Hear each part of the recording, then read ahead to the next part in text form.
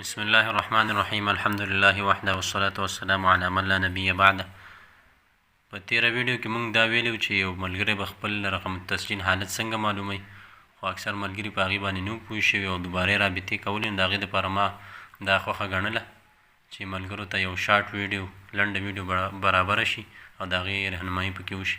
نو دا په سکرین باندې چې تاسو ته کوم لینک ښکاري په دې لینک به کلیک وکړئ. دا لینک موږ هلته هم په ډسکرپشن کې پرېښی او انشاءالله په دې ویډیو کې به هم پرېږدو. په دې لینک باندې چې تاسو کله کلیک وکړئ نو دلته به اسم المستخدم او کلمة السر راشي. اسم المستخدم کې به هغه ایمیل ورکړئ کوم ایمیل باندې چې تاسو تقدیم کړئ. اگه فرض که زه اوس د یو ملګري ایمیل دلته ورکوم، دا ایمیل شه، د هغې نه وروستو چې کوم پاسورډ مونږ د تقدیم په وخت کې ورکړی و همغه پاسورډ به دلته ورکړو. اکثر ملګري دا پوښتنه کوي چې په دې کې به کوم پاسورډ ورکوو.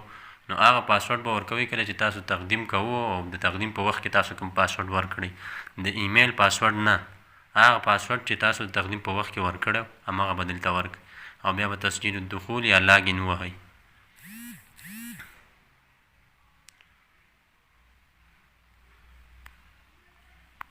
دلته چې راشو دا رقم التسجیل هم لیکلی دی او دغه حالت هم وله ذکر کړی دی تحت الدراسه.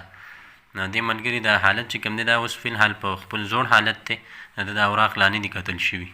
نو اکثرو ملګرو سره دا پوښتنه هم ده چې آیا زموږ اوراق نه دي کتل شوي نو دا به څنګه چلي.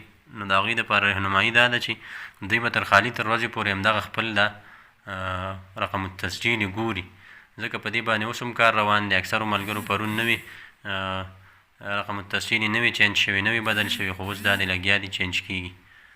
نو اوس به زه تاسو ته وښیم چې یو ملګری به څنګه امتحان ورکوي، مطلب هغه ویب سایټ ته به څنګه داخلېږي، هغه طریقه کار به م انشاءالله زه تاسو ته اوس واضحه کړم.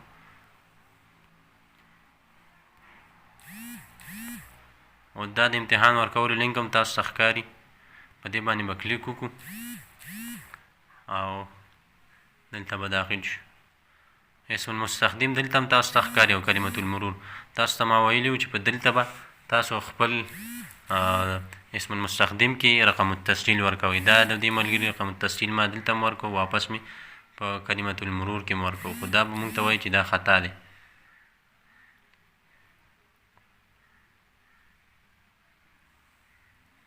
دا تاسو کتی شئ دې ملګري ته وایي چې کلمة المرور او اسم المستخدم دا صحیح نه دی. وجه دا ده چې د دې ملګري امتحان لا فی الحال هغوی نه دی کنفرم کړی چې د ده امتحان شته دی که نه.